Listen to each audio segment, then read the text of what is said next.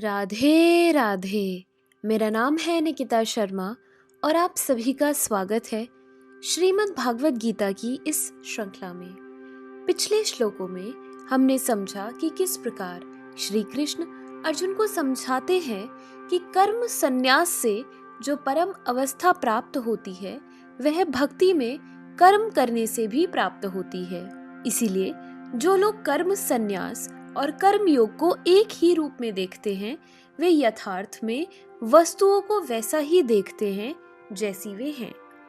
चलिए आज बढ़ते हैं अगले श्लोकों की ओर। श्रीमद् भागवत गीता के 5वें अध्याय के 6ठे श्लोक में कहा गया है, संन्यासस्तु महाबाहो दुख माप्तु मयो गतः योग युक्तो मुनिर्ब्रह्म न चिरेणाधिगच्छति।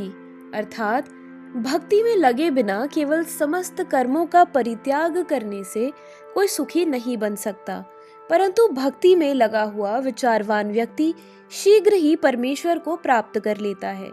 सन्यासी दो प्रकार के होते हैं। मायावादी सन्यासी सांख्य दर्शन के अध्ययन में लगे रहते हैं तथा वैष्णव सन्यासी वेदांत सूत्रों के यथार्थ भाष्य भागवत दर्शन के अध्ययन में लगे रहते हैं।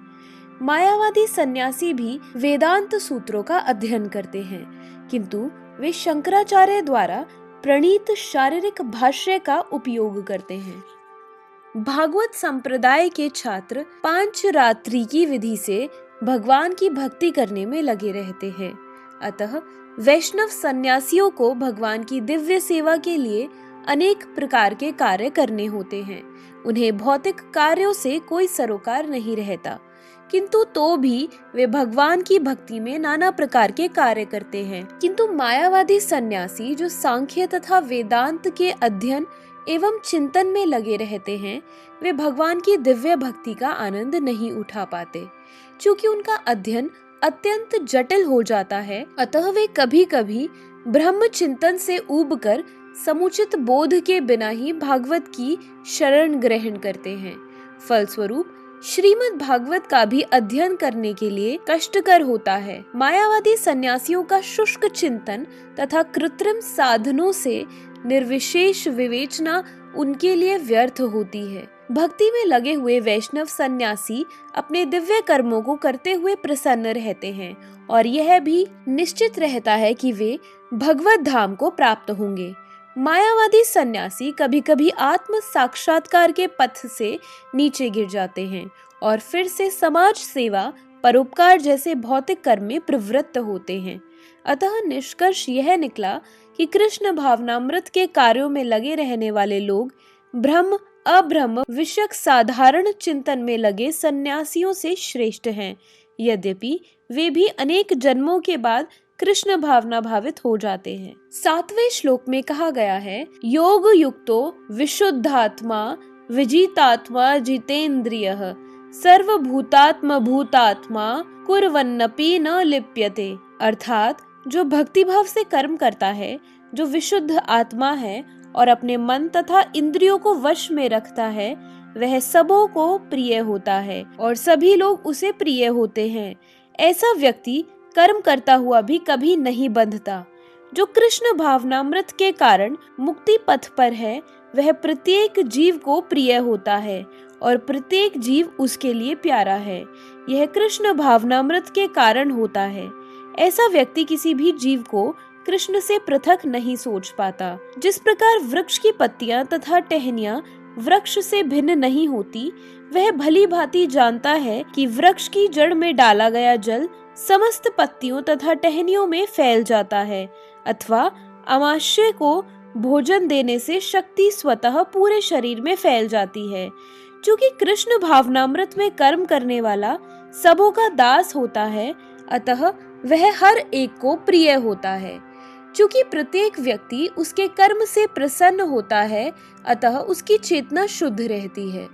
क्योंकि उसकी चेतना शुद्ध रहती है, अतः उसका मन पूर्णतया नियंत्रण में रहता है। मन के नियंत्रण होने से उसकी इंद्रियां संयमित रहती हैं।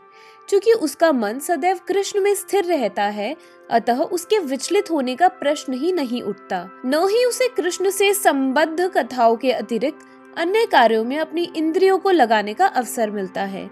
वह कृष्ण कथा के अतिरिक्त और कुछ सुनना नहीं चाहता। वह कृष्ण को अर्पित किए हुए भोजन के अतिरिक्त अन्य कुछ नहीं खाना चाहता और न ऐसे किसी स्थान में जाने की इच्छा रखता है जहाँ कृष्ण संबंधी कार्य न होता हो। अतः उसकी इंद्रियां वश में रहती हैं। ऐसा व्यक्ति जिसकी इंद्रियां संयमित हो, वह किसी के प्रति अपराध नहीं कर सकता। इस पर कोई यह प्रश्न कर सकता है, तो फिर अर्जुन अन्यों के प्रति युद्ध में आक्रामक क्यों था? क्या वह कृष्ण भावना भावित नहीं था? वस्तुतः अर्जुन ऊपर से ही आक्रामक था, क्योंकि जैसा कि द्वितीय अध्याय में बताया जा चुका है, आत्मा के अवध्य होने के कारण युद्ध भूमि में एकत्र हुए सारे व्यक्ति अपने अपने स्वरूप में जीवित बने रहेंगे। अतः आध्यात्मिक दृष्टि से कुरुक्षेत्र की युद्ध भूमि में कोई मारा नहीं गया। वहां पर स्थित कृष्ण की आज्ञा से केवल उनके वस्त्र बदल दिए गए हैं। अतः अर्जुन कुरुक्षेत्र की युद्ध भूमि में युद्ध करता हुआ भी वस्तुतः युद्ध नहीं कर रहा था। वह तो पूर्ण कृष्ण भावनामृत में कृष्ण के आदेश का पालन मात्र कर रहा था। ऐसा व्यक्ति कभी कर्म बंधन से नहीं बंधता। तो इसी के साथ हमारे आज के श्लोकों की वीडियो समाप्त होती है। अगर आप सभी लोग श्रीमद् भागवत गीता की इस श्रृंखला में हमारे साथ हैं, तो हमें अपने विचार कमेंट सेक्शन में जरूर बताएं और इस वीडियो को अपने परिवारजनों और मित्रगणों के साथ जरूर शेयर करें, ताकि उनके जीवन में भी इस सुंदर ज्ञान का प्रभाव पड़ सके। चलिए, तो अब मिलते हैं अगले श्लोकों के साथ एक नई वीडियो में।